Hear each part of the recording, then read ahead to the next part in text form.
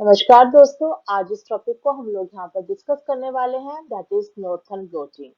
Northern blotting is a technique of transfer of RNA molecule from gel to the membrane. इससे पहले वाली video में जब हम लोगों ने साउथर्न ब्लोटिंग को डिस्कस किया था, तो हमने वहाँ पे देखा था the word blot meaning the membrane. So in this technique we use membrane by which macromolecules can be attached, or in the case of northern blotting this biomolecule is RNA। जबकि जब साउथर्न ब्लोटिंग को हमने discuss किया था तो वहां पर हमने डीएनए को डिटेक्ट किया था, और in the case of northern blotting हम आरएनए को एनालाइज करेंगे, आरएनए को आइडेंटिफाई करेंगे, आरएनए मॉलिक्यूल को डिटेक्ट करेंगे। तो this technique first time discovered by जूमर Alwine David Kemp George Stark in 1977। जो नॉर्थन ब्लोटिंग है इसके जो प्रिंसिपल है या जो इसका प्रोसेस है, वो पूरा का पूरा आप अगर देखें तो साउथर्न ब्लोटिंग को ही फॉलो करता है।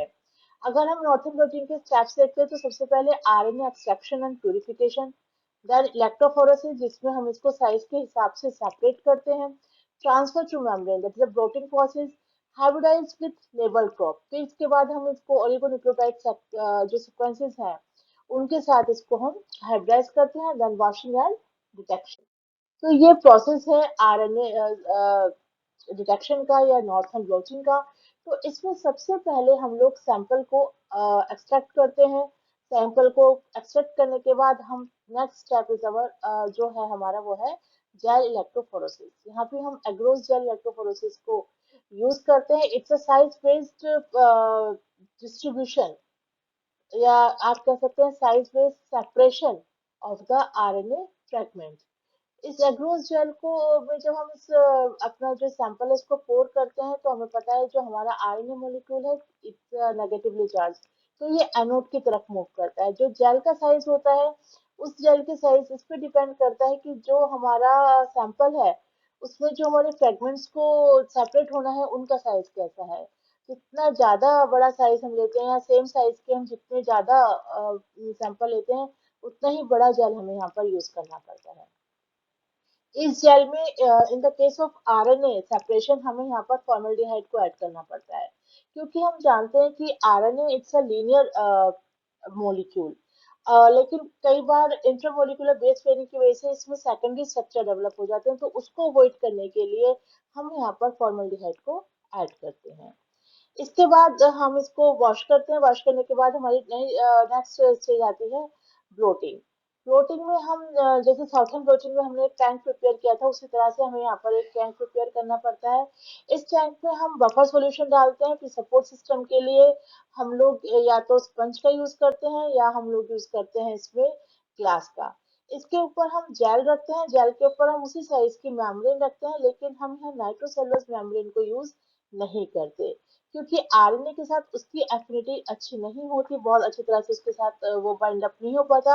यहाँ पर हम नायलॉन की जो मेम्ब्रेन होती है उसको यूज करते हैं, क्योंकि उसकी एफिनिटी आरएनए के साथ अच्छी होती है। उसके ऊपर हम फिल्टर पेपर्स रखते हैं, वेट रखते हैं, फिर वही हम इस प्रोसेस को, इस टाइम को एज सच कुछ समय के लिए रहने देते हैं, और उसमें कैपिलरी रिएक्शन के थ्रू ये नीचे से जब बफर सॉल्यूशन ऊपर की ओर जाता है और जेल से होता हुआ मेम्ब्रेन पे आता है, तो उसके साथ साथ जो आरएनए फ्रेगमेंट्स होते हैं वो भी ट्रांसफर हो जाते हैं और वो जेल से मेम्ब्रेन पर आ जाते हैं। जब ऊपर वाले टॉवल हमारे वेट हो जाते हैं तो हमें पता चल जाता है कि हमारा प्रोसेस जो है वो कंप्लीट हो गया है। उसके बाद हम इसको निकालते हैं। इसके बाद इसकी जो स्टेज होती है दैट इज इमोबिलाइजेशन, यानी कि हम इसको फिक्स करते हैं। फिक्स करने के लिए या तो हम इसको ओवन में 2-3 घंटे के लिए रखते हैं, या हम इसको अल्ट्रावायलेट रेडिएशन से ट्रीट करते हैं। इसके बाद हम यहाँ पर इसको प्रॉप से टैग करते हैं। अब जो हमारे हाइब्रिडाइज करते हैं, अब जो प्रॉप्स होते हैं these are the oligonucleotide sequence, these are the non sequence, ये कॉम्प्लीमेंट्री सीक्वेंस होते हैं उस आरएनए फ्रेगमेंट के जो कि हमें चाहिए होता है, जिसको हमें आइडेंटिफाई करना है, क्योंकि उसका सीक्वेंस हमें नोन होता है, इसलिए उसका कॉम्प्लीमेंट्री सीक्वेंस भी हमें पता होता है। उसी के हिसाब से हम अपने प्रॉप को डिजाइन करते हैं और उनको हम टैग करते हैं, या तो हम उनको रेडियो एक्टिवली टैग करेंगे या हम उनको लेबल करेंगे फ्लोरोसेंस से या क्रोमोजेनिक डाई से।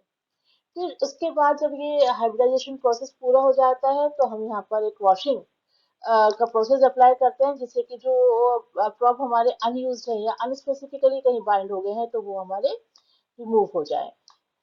नेक्स्ट स्टेप, ये लास्ट स्टेप इज विजुअलाइजेशन। अगर हम लोगों ने जो प्रोब यूज करा है वो रेडियो एक्टिव प्रोब है, तो हम ऑटो रेडियोग्राफी से, और अगर फ्लोरेसेंट या क्रोमोजेनिक है तो हम एक्सरे फिल्म के द्वारा इन प्रॉप्स को हम, या इन आरएनए फ्रेगमेंट्स को हम आइडेंटिफाई कर सकते हैं। इसमें जो आरएनए फ्रेगमेंट्स है उनका डिटेक्शन हम इन कलर्ड बैंड के थ्रू करते हैं। तो ये पूरा प्रोसेस है नॉर्थन ब्लोटिंग का, जिसमें हम आरएनए को अगर हम इसकी एप्लीकेशन देखें तो इसमें सबसे इसके सहायता से, नॉर्थन ब्लोटिंग की सहायता से we can analyse RNA size and structure. We can also study the messenger RNA stability. इसके अलावा हम जो जीन एक्सप्रेशन को भी एनालाइज कर सकते हैं, specially in the case of oncogene expressions. We can also detect viral RNA in infected tissues और सेल्स। तो इसकी सहायता से हम आरएनए के साइज को, आरएनए के सीक्वेंस को, specially variation in the sequence, we can also analyse. लेकिन इस नॉर्थन ब्लोटिंग की कुछ लिमिटेशंस भी हैं, जैसे it's a very low sensitive technique. अगर आपका आरएनए सैंपल बहुत ज़्यादा क्वांटिटी में नहीं है, लो एविडेंस है, तो इसमें आपकी बहुत ज़्यादा सही एक्यूरेसी नहीं आती। आरएनए डिग्रेडेशन का भी एक खतरा रहता है। दूसरा, we require large amount of RNA, उसमें भी हमें हाई क्वालिटी का आरएनए इस टेक्निक के लिए नीडेड होता है। टाइम कंज्यूमिंग है, मल्टी स्टेप्स हैं, इसमें कॉम्प्लेक्स प्रोसेस है, हमें स्किल्ड लेबर चाहिए होती है, कॉस्टली प्रोसेस है, क्योंकि जो भी रिएजेंट्स और हमारे इक्विपमेंट्स लगते हैं they are highly costly. Semi quantity method है, केवल एस्टिमेटेड लेंथ हम यहाँ पर फाइंड आउट कर पाते हैं, एक्यूरेट रेट हम प्राप्त नहीं कर पाते। तो इन्हीं सब लिमिटेशंस की वजह से, इन्हीं सब परेशानी की वजह से आज कल ये जो प्रोसेस है, ये आपका आरटीपीसीआर या और बहुत सी मॉलिक्यूलर बायोलॉजी टेक्निक से उनसे रिप्लेस होता जा रहा है। लेकिन फिर भी नॉर्थन ब्लोटिंग एक टेक्निक है, एक अच्छी technique, it's a good technique for analyzing RNA sequences, a variation in RNA sequences, and the size of